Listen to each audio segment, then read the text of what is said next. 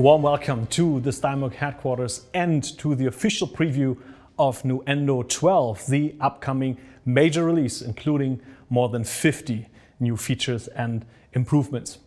But first of all, I'd like to thank everyone who already joined the Nuendo family for your commitment, for your engagement, and for your continuous support, making the current version, Nuendo 11, the most successful in product history. But today we are taking a closer look at the most anticipated new features in Nuendo 12, the biggest release in product history. And the first one is already one of my absolute favorites. It comprises several different features, and we call them Home of Dialogue, because it will dramatically improve the way how you work with dialogue in audio post-production, in broadcast, and in game audio. Senior product specialist Sebastian Moench is in the Steinberg studio, eagerly waiting to show you what's new. Hello and welcome from my side as well. Thank you for joining us here for this preview. And you're actually joining me at a point in the session where I've just imported a few audio files from a field recorder for a specific scene of a movie. And I would like to show you some new features we have in store for working with dialogue. So let me guide you through it. What we see here is 3 tracks. There's a boom microphone and we have 2 lavalier microphones.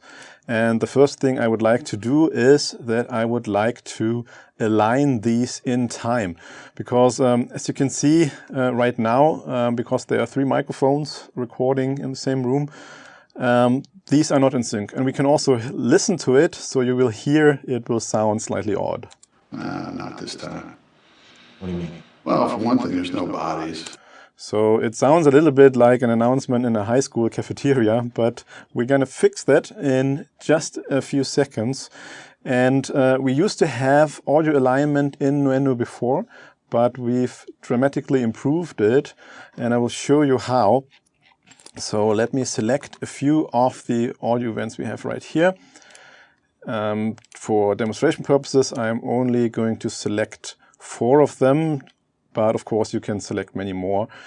Then I will open up the audio alignment panel. And what I can do here is first select which audio events should be used as the reference for the alignment. So I'm just going to click Add, and it says multi-selection, which means it's more than one. And now I will select the appropriate events that I want to align to this reference. So I'm back in the project, and I'm just going to go ahead and select this kind of same amount on the timeline. And you can see, of course, they don't have to align with each other, meaning the event start and end don't have to be the same. And now I will add those as the targets for my alignment. And you can also click and see which events are now affected by the audio alignment. Of course, I will have match words turned on because we are aligning dialogue, so it makes total sense. And also I've enabled the option to prefer time shifting, because usually if working with microphones like this, I don't want the audio to be stretched, but rather move it into the right spot, because it is the same dialogue after all. So all I have to do now is say align audio, and it works like a batch process, so it will take each reference at a time, align the appropriate events to it, and we're done. And you can see, for example here, that now the audio has been moved. And also if we have a listen, you will hear that they are now aligned. Mob hits? No, not this time. So, excellent. First step taken in my dialogue editing. The next thing I would like to do is get rid of some of the background noise or hiss, especially on the boom microphone. So you'll probably not hear it through the stream, but there is quite some hiss going on. And what I would like to use here is a new functionality in Nuendo 12. And that is that you can now have an era extension on a track, so on an entire audio track. And to do so, you have a new option in the inspector right here. Right now it says no extension. And I will switch this to spectral layers. And it will take a few seconds to load. and you will see that it has loaded. It will show right here in the inspector, but also you get a little icon where it says extension activated, and you will also see it on each individual audio event. Now, if I open up the editor for example, this event, you will see that all of the audio events on that track are now loaded into spectral layers or an ARA extension of your choice. And what I would like to do here, just real quick, so you can see what's happening, what's going on here, is just for the beginning, I'm going to remove the silence. So I go to Process and use spectral layers now to register the noise. And right after that, I'll go ahead and reduce the noise. And there we go. Okay, that's taken care of. So the hiss has been removed. And of course, you can still have that in the lower zone. But let me close the editor for now. And once you're happy with whatever you've done through the ARA extension, you can go ahead and make it permanent. There we go. Now you can see all of the events have been processed, and I'm good to go for the next step. Now, what I would like to do is get rid of any quiet parts or silent parts in between the actual dialogue for later editing and mixing. And also at the same time, I would actually like to get rid of any noises that have been recorded but which are not dialogue, which could be on purpose, but it could also be something like, for example, adjusting a microphone. So let's listen to that.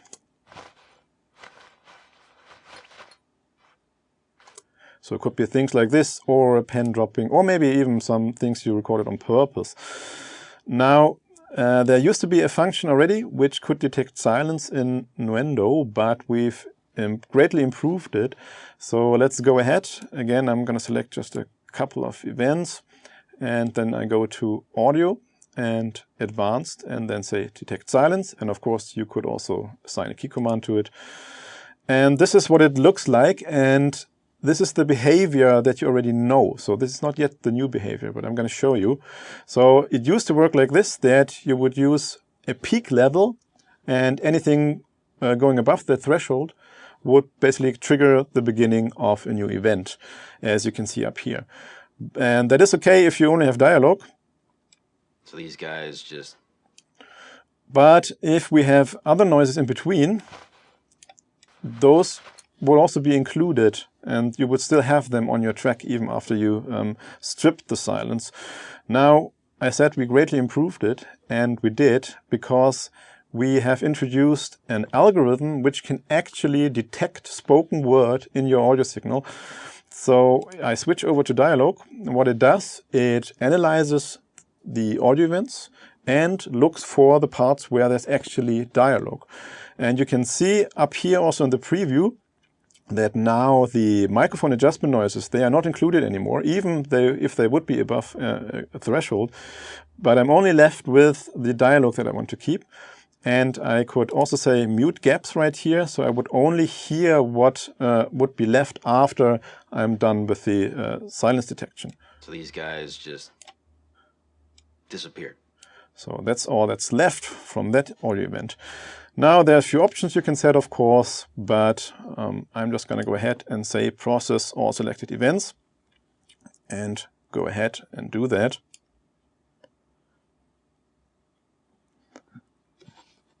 And once that's done, this is what it looks like.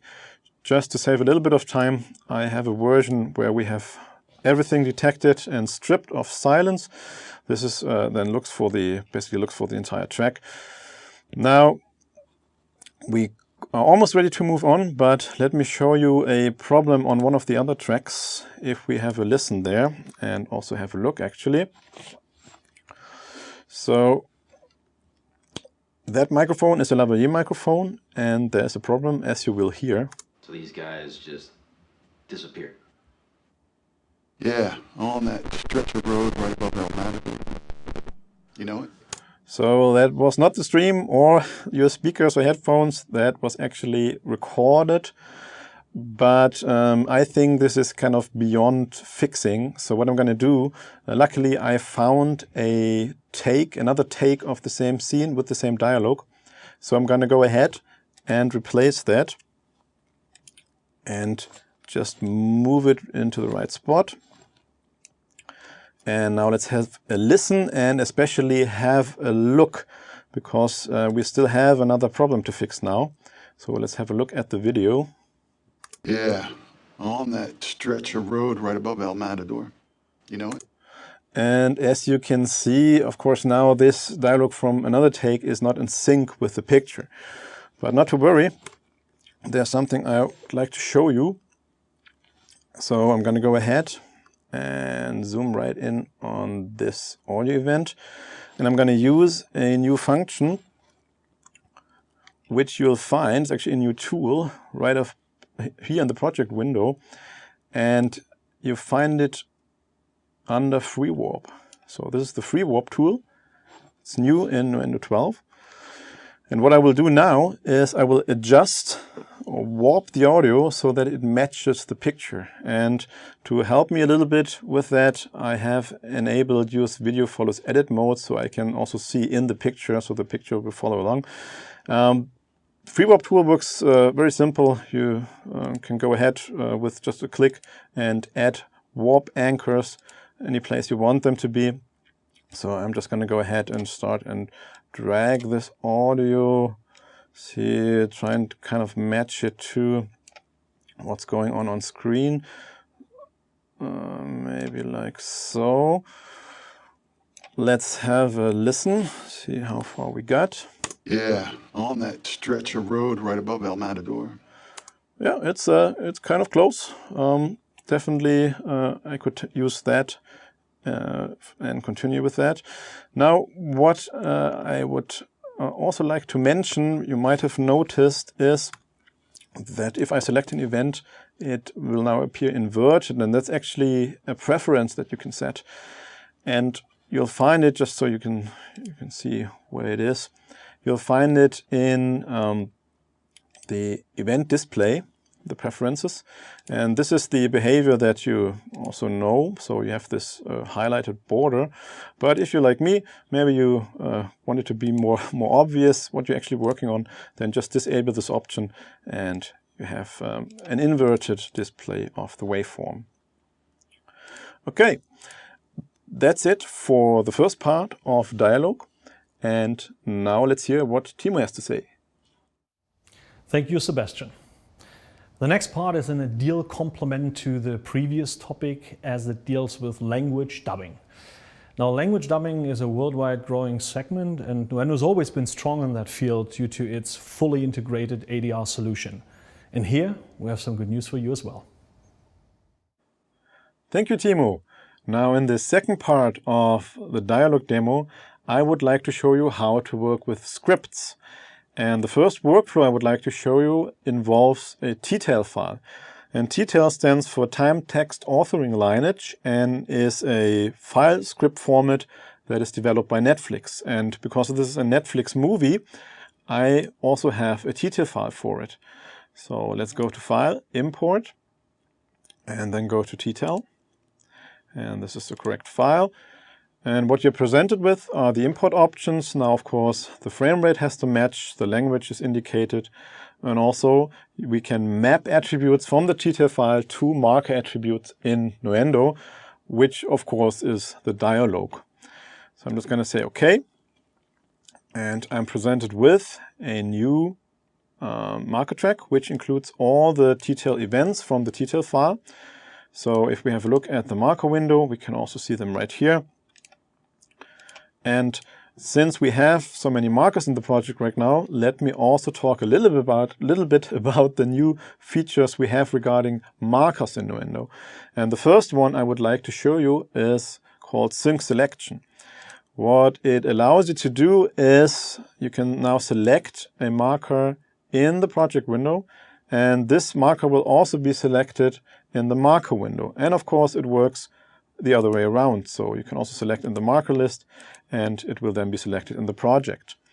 Now, since we have a marker selected anyways, let me also show you above the project that you can also see here. This is the info line, and this also includes now a lot more information on your selected marker. And you can also edit the information right here. So you could edit the dialog right in the project window. And let me show you, there are even more options. You can select from a wide range of attributes, such as quality, shoe type, etc. And you can also set up even more attributes which are currently hidden. So this should really help you in defining what you need to see for each marker that you have selected. Now, if you have a look at the marker window, you can also see that you now can set up what is actually being shown on the track, on the marker track, as info per marker. So right now, let's zoom in a little. You can see the ID and you can also see the dialog. But maybe you don't want to see the ID, so you can just switch it to none. Or let me switch it back. You could decide that instead of the dialog, you would want to see the character, so you can easily see which scenes or which part of the movie this character actually has a dialogue line. Now I'm going to switch it back to the default, which would be the dialog, and we're good to go.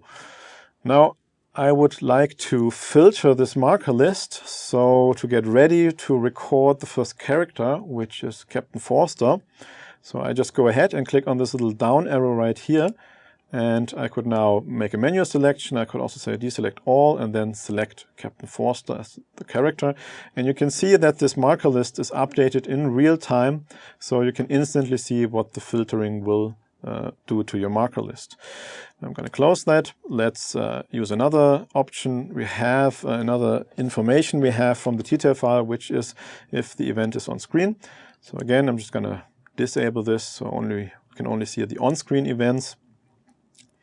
And to show you a little bit more of the search functionality, I'm going to go to dialog and just look for a certain phrase. I'm just going to look for "you know."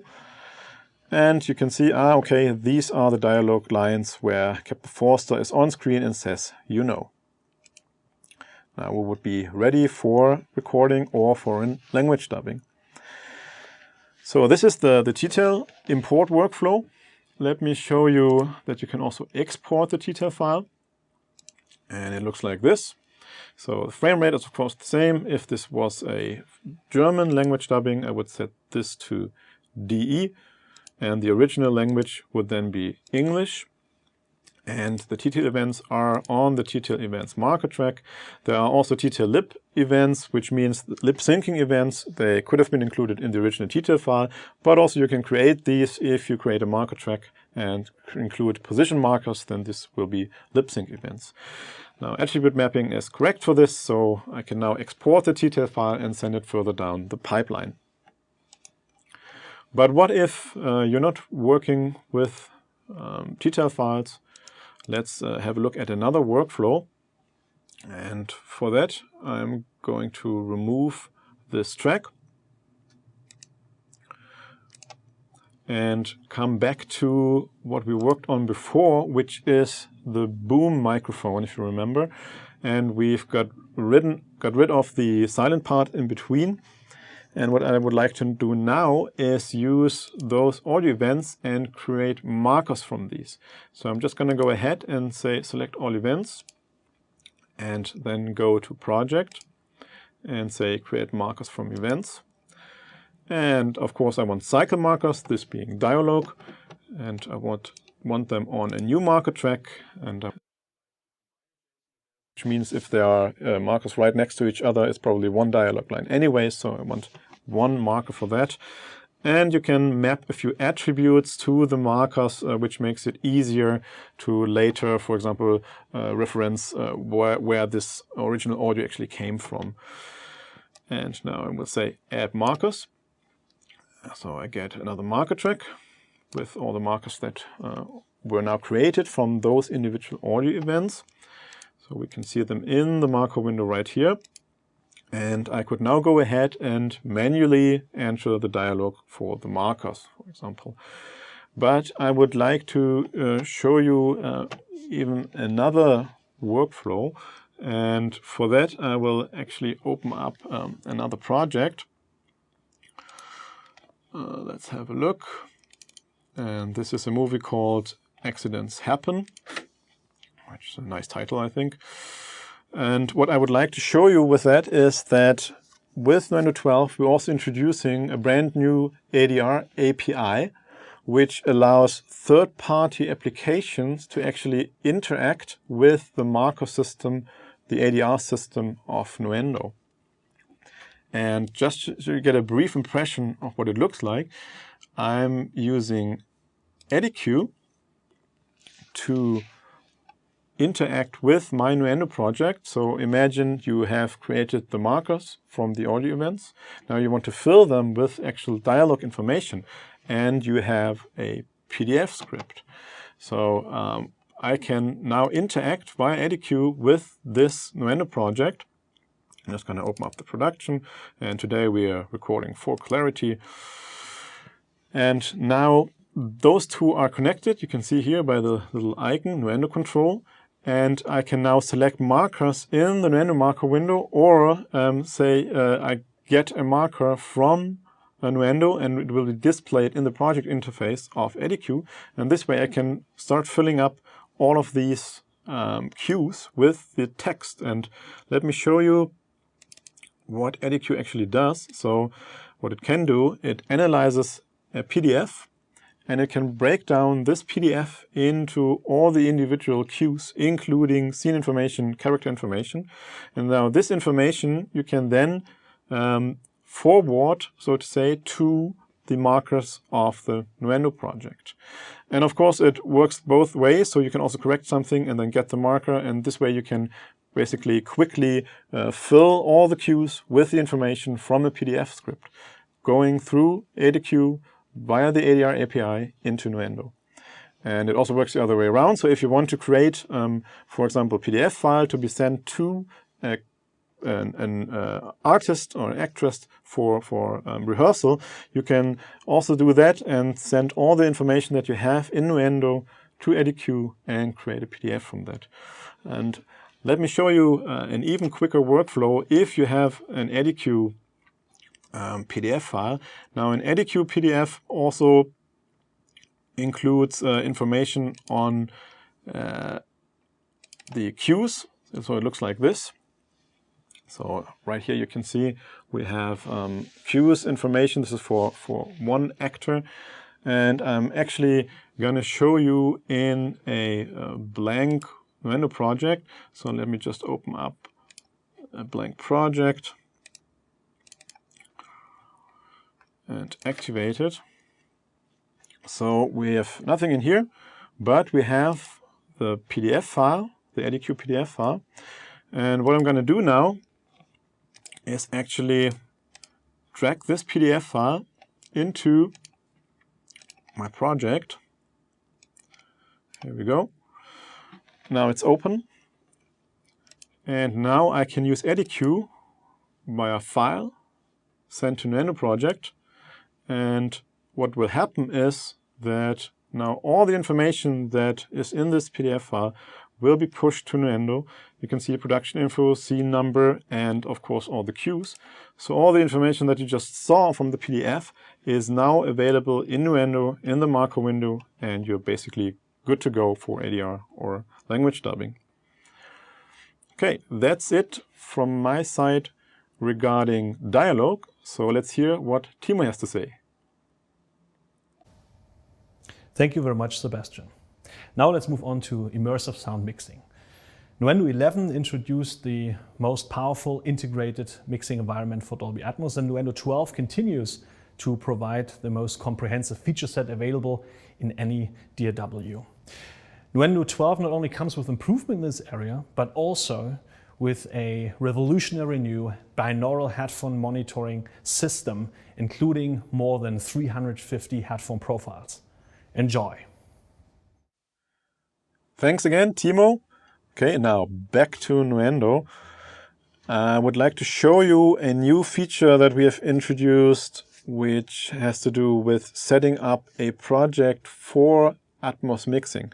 And in the past, it used to be like this, that you would have to go through a few manual steps to set up the project. So to load the renderer, to create the beds, etc., etc. Now we made this whole process easier for you. So what you can do is go to Project and then go to ADM Authoring for Dolby Atmos. And as you can see, we have a completely blank project right here. And now I'm going to go to Setup Assistant, and it will guide you through the steps that you need to do to get started. First of all, there's a note which tells you that the ASIO driver buffer size must be set to 512 samples, and that is absolutely true. Otherwise, the render won't work. And the project sample rate must also be set to 48 kilohertz, which probably you have it set to anyways. Now, the next step is that we want to include the renderer, and we need a main mix, and the largest you can have is 7.1.4, and this is also what I'm going to choose, but it could also be a lower count. And I'm also going to instruct Nuendo to create a main mix channel and also designate it as the main mix. So the listening, the monitoring later through the control room will also work accordingly. Okay, so that is set up, and now you need at least one bed, and that is also easily set up. You just tell the setup assistant, again, the format. I'm going to go for 7.1.2, but it could also be any of the other options that you have. I'm going to say add bed, and if there were any tracks that you had already prepared in the project, you could also say, okay, please route all of these tracks to the bed channel, which is also necessary that you can actually hear them once the renderer is loaded. Okay, so and if you're happy with all your settings right here, you're just going to say okay, and then it only takes a second to set it all up.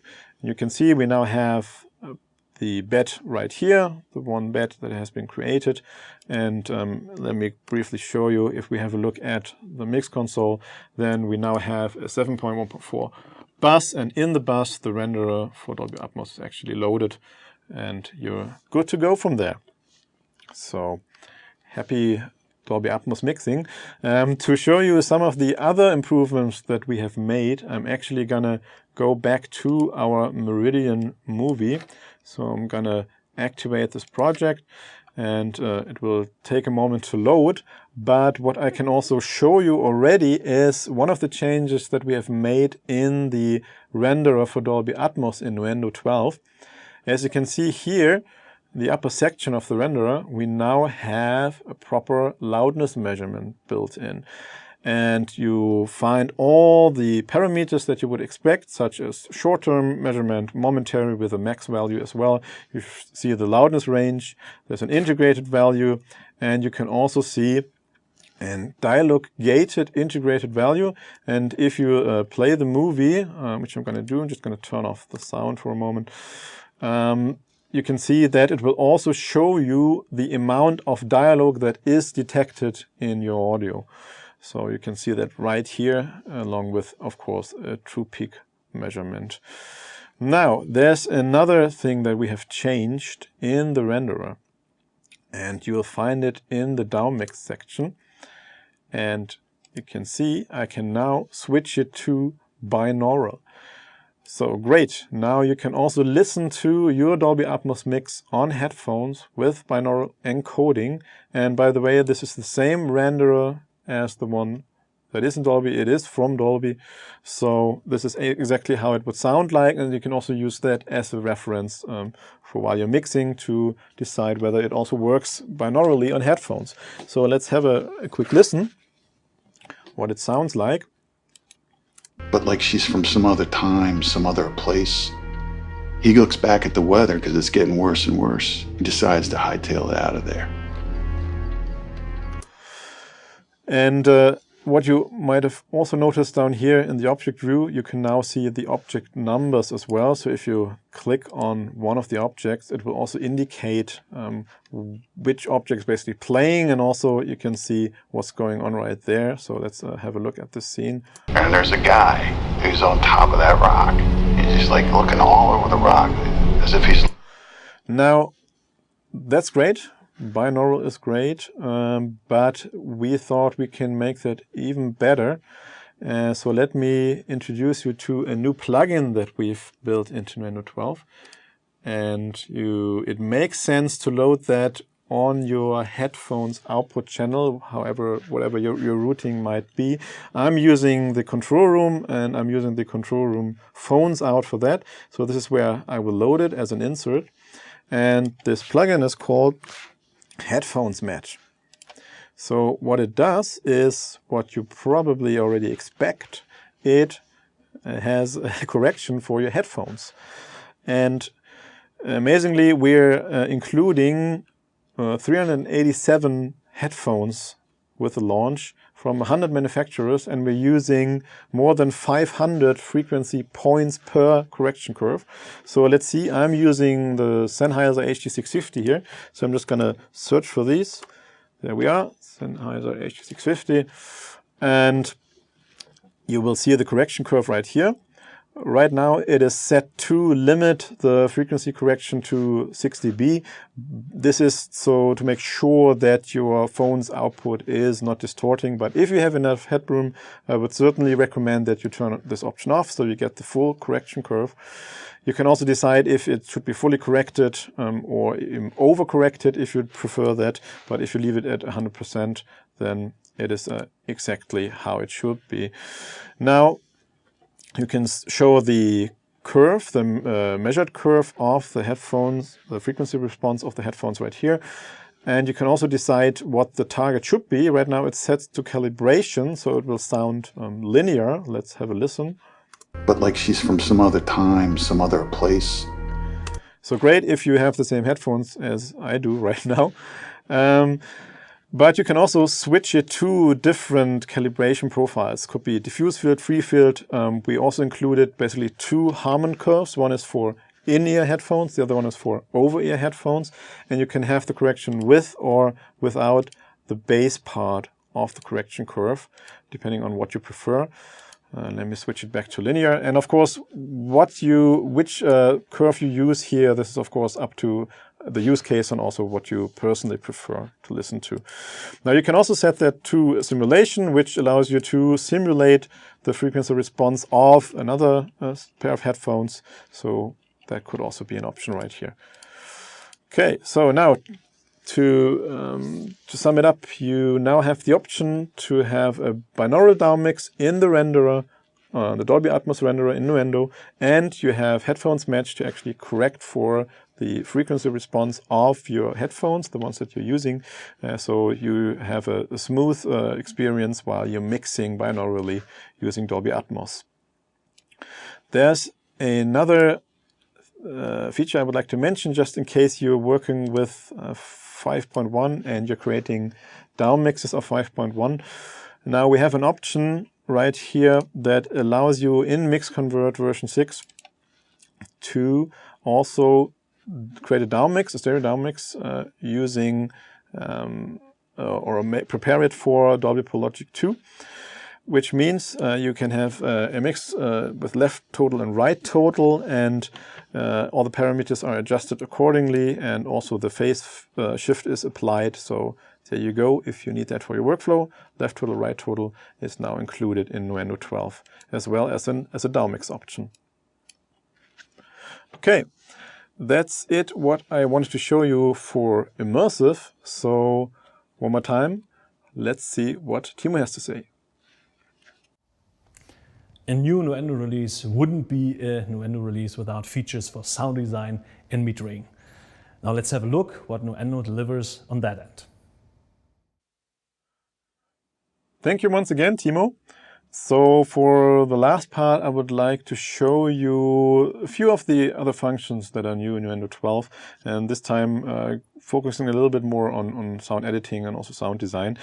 Now, the first thing I would like to show you is how to work with the grid, which I find very useful. Now, I have an audio event right here, and let's have a listen and a look at the movie, and you will see that there certainly is something missing right now.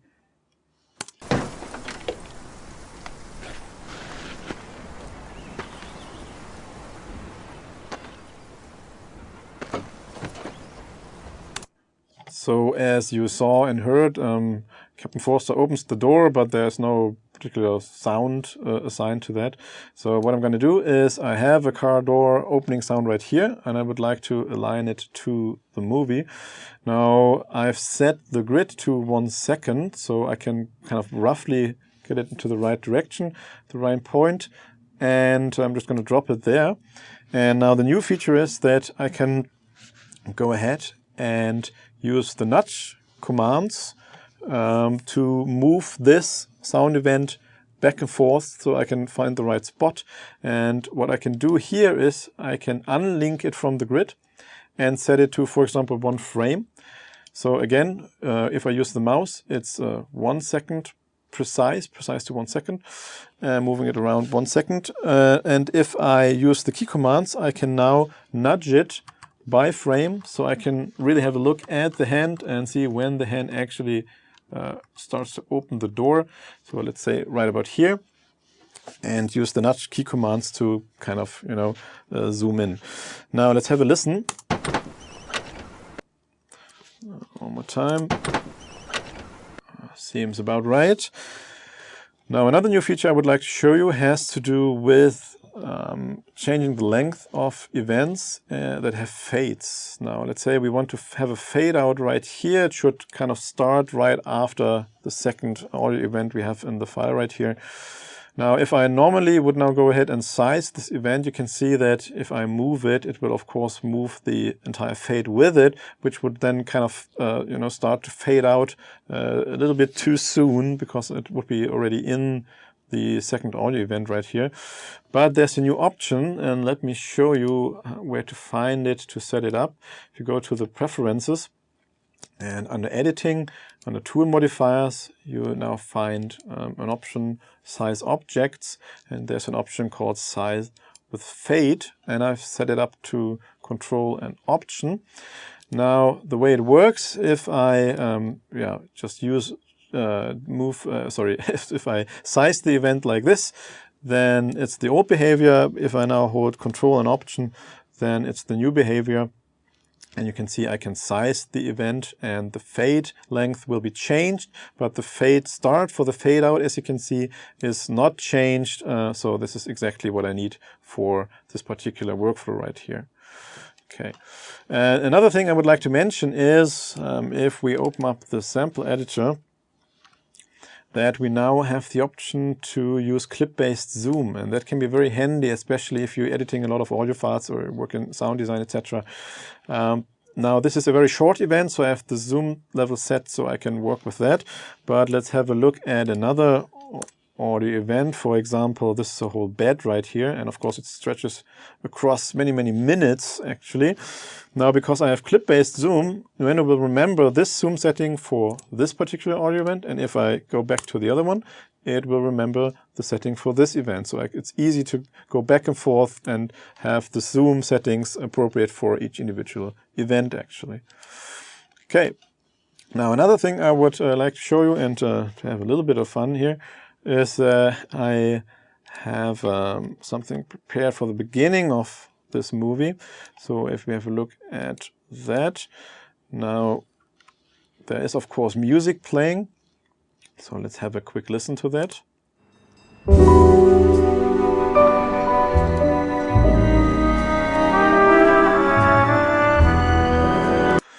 And now you could be tasked with, as a sound designer, that the sound effects, the tonal sound effects that you have should match the music that is being played in the scene.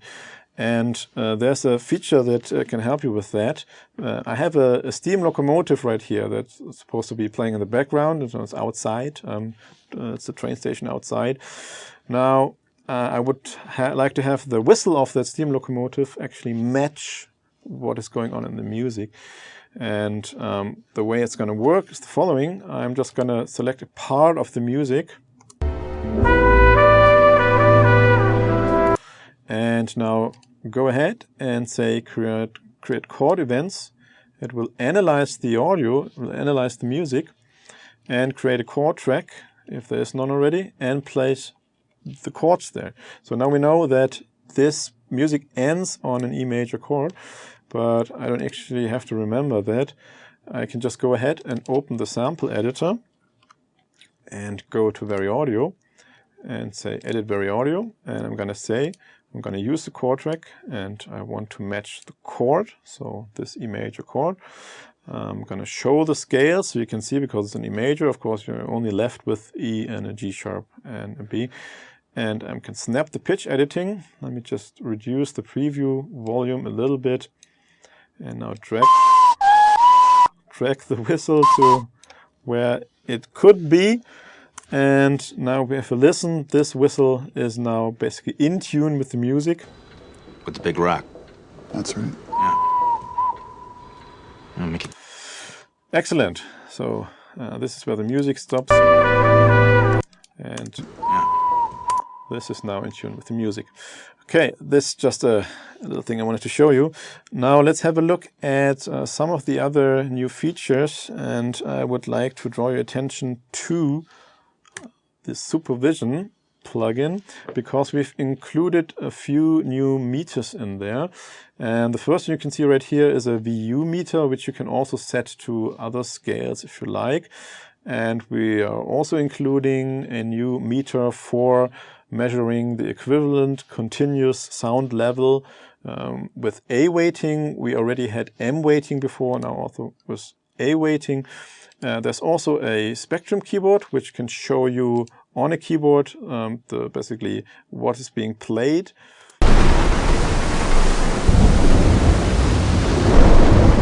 Let me just briefly turn off the sound so you can see what's going on right here. Also see the meters in action. What you see down here is a level histogram, so it will show you per channel the histogram of that particular channel. And below that I've included a loudness histogram, which will show you the same thing, but for the overall loudness of your project. Another thing worth mentioning is that we have a whole bunch of new key commands that you can use for editing, actually too many to even show you a preview here, but be sure to check them out. And what I also would like to mention is that we have worked on the video engine, particular for Apple. It doesn't require OpenGL anymore, and also it is compatible with Apple Silicon. And also we've worked on the audio engine, made that even better. That even includes a new audio performance meter, which you can see right here, and also better support if you're, for example, using the latest AMD Threadripper generation. We have better support for that many cores. Okay, that's it from my side for today. Thank you for watching, and thank you for letting us being part of your production workflow. And I can say it one last time, back to you, Timo. Thank you, Sebastian. This was the first preview on the highlights in Nuendo 12, and of course there are many more to explore. Nuendo 12 will be released on April 27th, bookmark that date, with the grace period already started on March 16th. And last but not least, Nuendo 12 will be released with Steinberg licensing, our new dongle-free licensing system, allowing you to work with Nuendo more flexible than ever. Thank you very much for watching. Stay healthy and safe, and see you around.